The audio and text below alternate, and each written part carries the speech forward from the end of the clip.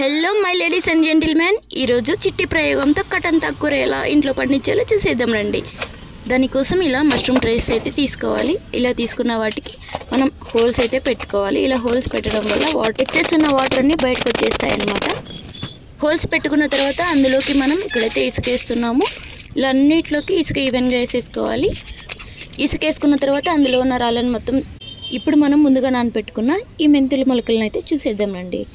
So వీటిని మనం ఈవెన్గా అన్నిట్లోకి స్ప్రెడ్ చేసేసుకోవాలి, అన్నిట్లోకి వేసేసుకోవాలన్నమాట.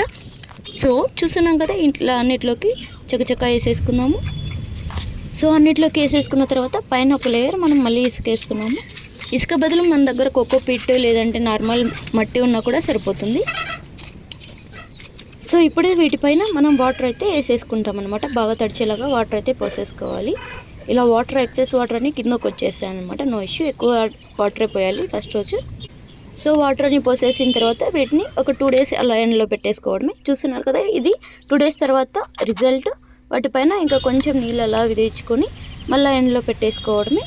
సో ఇలా చేయడం వల్ల ఒక 1 week 10 daysలో మనకి చాలా టేస్టీ అండ్ హెల్దీ అయిన మెంతి కూర రెడీ అయిపోతుంది ఇంట్లో. ఇలానే చూడండి.